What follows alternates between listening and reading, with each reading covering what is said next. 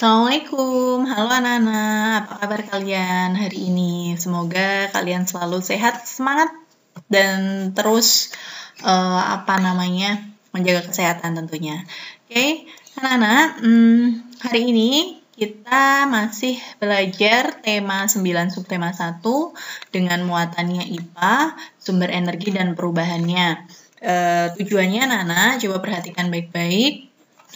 Tujuan dari kegiatan pembelajaran kali ini anak-anak diharapkan secara pengetahuan ya, kalian bisa mengidentifikasi berbagai sumber energi, perubahan bentuk energi, dan sumber energi alternatif baik itu angin, air, matahari, panas bumi, bahan bakar organik, dan nuklir dalam kehidupan sehari-hari. Nah, untuk keterampilannya, kalian semua diharapkan dapat menyajikan laporan hasil pengamatan dan penelusuran informasi tentang berbagai perubahan bentuk energi. Oke, itu ya, ini tujuan akhirnya. Nah, diharapkan anak-anak bisa fokus, terus kita bisa belajar dengan baik walaupun jarak memisahkan kita. Ya, oke, ini anak-anak. Sebelumnya, Bu Prita ingatkan kembali tentang perubahan energi jika ada yang masih bingung. Jadi anak-anak, perubahan energi itu artinya energi dapat diubah menjadi bentuk energi lainnya. Nah, seperti apa ya yang kemarin kalian cari tahu? Contohnya dari energi listrik menjadi energi gerak dan lain sebagainya. Nah, sekarang kita kan fokusnya di energi listrik. Nah, anak-anak, yang harus kalian ketahui, energi listrik dapat berubah menjadi beragam energi. Energi listrik itu sangat erat dan lekat kaitannya dalam kehidupan kita sehari-hari. Contohnya seperti apa? Yuk, perhatikan. Oke, contohnya ini ya anak-anak, yang gambar yang pertama, kalau ada yang belum tahu ini benda apa, ini namanya solder. Solder itu digunakan untuk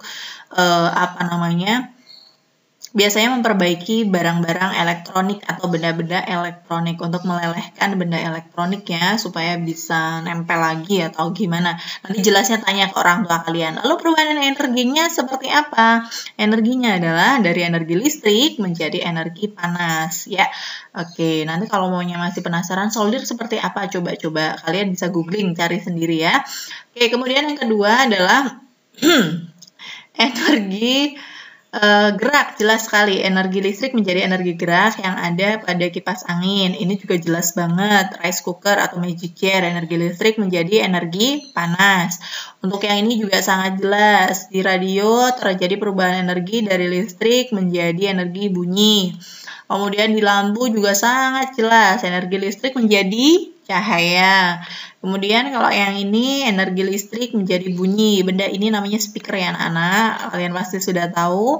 Kemudian kalau yang ini blender, energi listrik menjadi energi gerak. Tapi sebenarnya tidak hanya itu, tapi juga ada energi bunyinya. Kok bisa? Ya bisa. Coba kalian dengerin blender, kalau umpamanya dinyalakan pasti ada bunyi yang nah seperti itu. Itu artinya tidak hanya gerak, tapi ada juga energi bunyi. Nah, sedangkan yang ini lampu lalu lintas, jelas sekali dari energi listrik menjadi energi cahaya. Oke, lanjut ke slide selanjutnya. Oke, selanjutnya anak-anak, kalau ada yang bertanya dari manakah energi listrik berasal, jawabannya adalah dari sumber energi listrik. Jadi ada beberapa sumber energi listrik yang menghasilkan energi listrik yang bisa digunakan sehari-hari. Oke, yang pertama adalah baterai atau aki. Ini berasal dari energi kimia. Contohnya kalau kalian lihat baterai HP itu kan di-charge dulu dari energi cas dulu kemudian bisa dimanfaatkan menjadi energi yang lain, atau dari batu baterai yang bisa dimasukkan ke dalam radio jadi menghasilkan energi lain. Itu adalah salah satu sumber energi listrik, baterai dan aki ya. Kemudian yang selanjutnya adalah dinamo dan generator. Dinamo ini dan generator itu sama cara bergeraknya, cara kerjanya sama, yaitu adalah energi gerak menjadi energi listrik dulu. Nah, dinamo itu contohnya ada di sepeda. Kalau kalian lihat di depan sepeda kalian, itu dari gerakan kaki kalian itu akhirnya mempengaruhi dinamo akhirnya bisa menciptakan listriknya itulah yang dimanfaatkan menjadi energi cahaya. Nah, kalau generator ini sama cara kerjanya, berasal dari energi gerak, tapi skalanya lebih besar. Contohnya di PLTA, pembangkit listrik tenaga air. Generatornya skalanya besar, maka listrik yang dihasilkan juga lebih besar. Kemudian selanjutnya sel surya atau panel surya. Itu dari energi cahaya menjadi energi listrik ya, dan menjadi sumber energi listriknya. Nanti gambarnya ada di sini, tapi nanti dulu. Pemanfaatnya juga sangat jelas. Bisa dimanfaatkan sebagai sumber energi listrik dalam kehidupan sehari-hari. Oke, kemudian selanjutnya energi nuklir. Nanti dulu energi nuklirnya ya, Bu Berita kasih contoh yang panel surya, yaitu gambarnya seperti ini. Di Indonesia juga sebenarnya sudah ada, di luar negeri juga banyak dimanfaatkan. Yang jelas ini lebih ramah lingkungan karena memanfaatkan segala sesuatu yang dari alam, dari cahaya matahari. Tapi, ada tapinya, harganya jauh lebih mahal. Memang mahal di awal, tapi nanti pemanfaatnya jangka panjang gitu ya. Nanti dari sini diseraplah cahaya matahari, kemudian diolah, diubah menjadi energi listrik, bisa digunakan sebagai heater atau pemanas air, bisa digunakan sebagai penyalakan lampu, dan lain sebagainya. Nah, yang terakhir sumber energinya itu adalah nuklir. Nuklir itu dihasilkan dari reaksi atom di dalam sebuah reaktor. Bu Prita sudah menjelaskan salah satu negara yang mengembangkan energi nuklir adalah Jepang, Tiongkok juga iya. Nah, mereka memanfaatkan itu sebagai sumber energi listrik karena ini sumbernya sangat luar biasa besar, memenuhi kebutuhan listrik suatu negara. Tapi ada dampak berbahayanya juga karena nuklir ini juga bisa menciptakan bom atom. Resikonya sangat berbahaya jika tidak memahami bagaimana cara mengembangkannya. Karena pernah ada dalam beberapa waktu yang lalu di Jepang terjadi tsunami dan reaktor nuklir di sana terkena dampak tsunami dan menyebabkan kebocoran. Nah, kalau sampai bocor itu bisa berbahaya bagi manusia yang ada di sekelilingnya, bisa menyebabkan cacat permanen.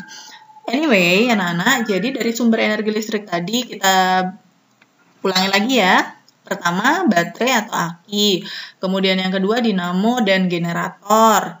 Kemudian yang berikutnya adalah sel surya atau panel surya. Yang keempat adalah nuklir. Ini adalah sumber energi listrik. Paham ya? Oke, kalau sudah paham kita lanjut ke slide selanjutnya.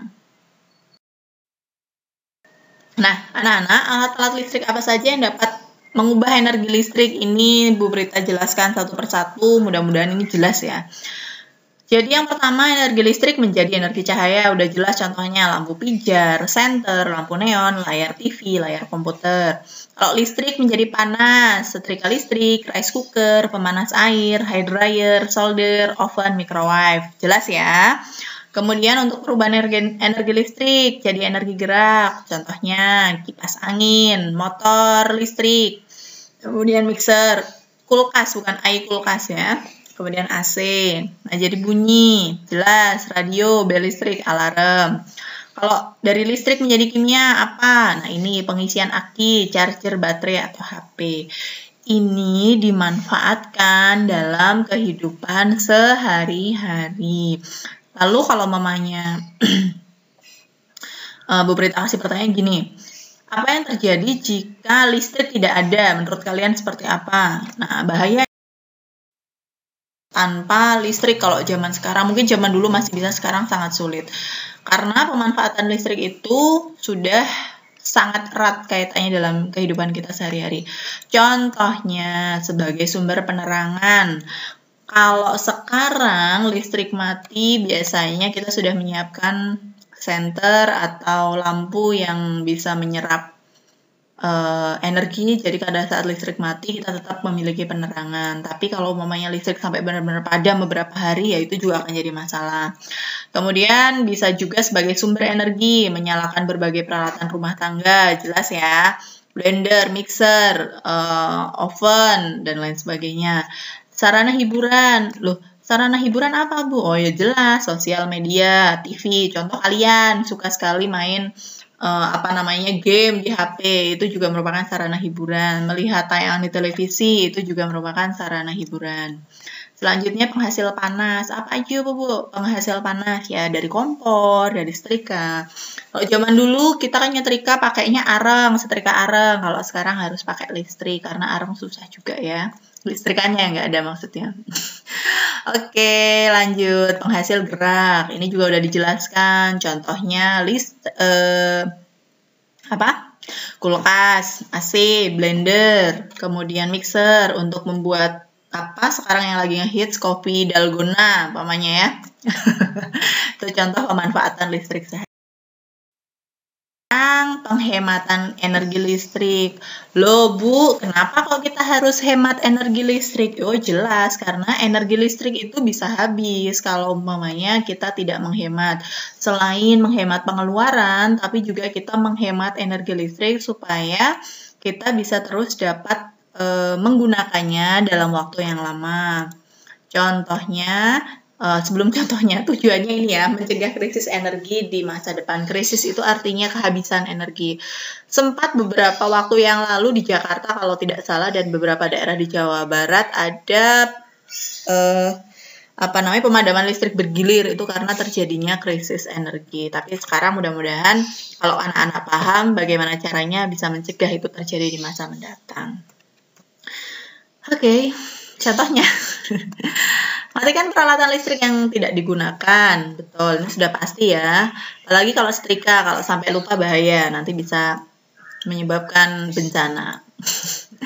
Menggunakan penerangan secukupnya. Kalau siang ada cahaya matahari jelas dimatikan ya, jangan dinyalakan lampu-lampunya. Kemudian gunakan lampu hemat energi ini yang sudah Bu Prita jelaskan tadi. Kemudian gunakan pompa air secukupnya.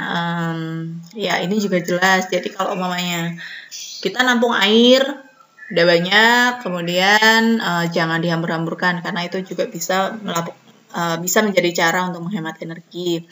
Kemudian menggunakan peralatan listrik secara bergantian. Ini sering terjadi ya, umpamanya mesin cuci, kulkas, kemudian setrika, TV, semua menyala, yang terjadi adalah jeglek. Nah, itu adalah penggunaan listrik yang berlebihan juga. Jadi bergantian, apabila salah satu digunakan, atau salah dua, atau salah tiga digunakan, yang lain dihentikan dulu. Berita cukup jelas. Nah, kita berada di akhir maka tugasnya. Yang pertama anak-anak, tugas 1, tulis di buku tulis tema pekerjaan ini. Apa ya? Nah ini dia.